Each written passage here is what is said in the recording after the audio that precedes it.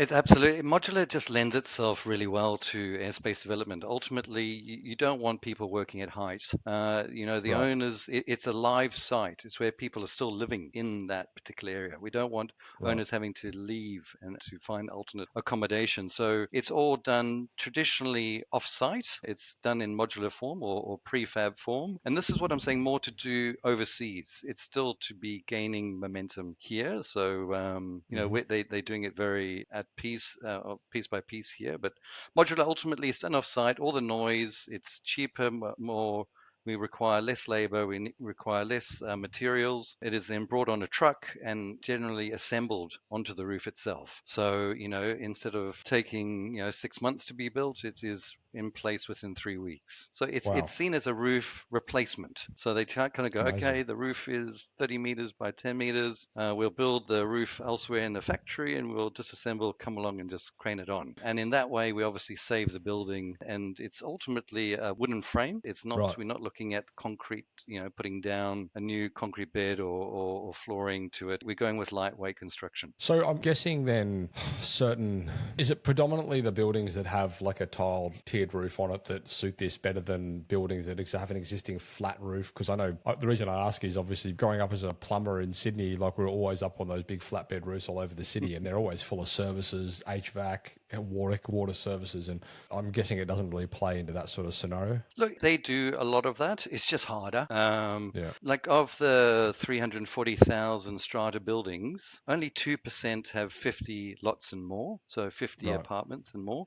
So it's 98% of our strata buildings are the smaller ones. They're the Gotcha. 20 up to 20 lots. So really, yes, it's great about the newer ones, and we kind of steer away from the newer ones that could have issues in their building. But we're looking at your mum and dad type of strata blocks that are littered throughout Australia, that ultimately have their brick ties that are, ultimately corroding away.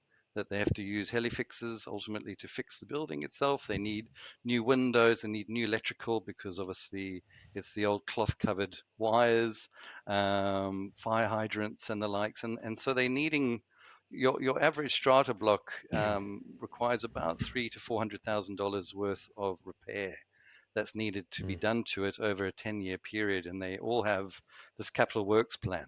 Like, when are we going to paint it? When are we going to replace the windows? When are we going to do this? So traditionally, they can only really either find the money by increasing the quarterly levies that the strata owners pay.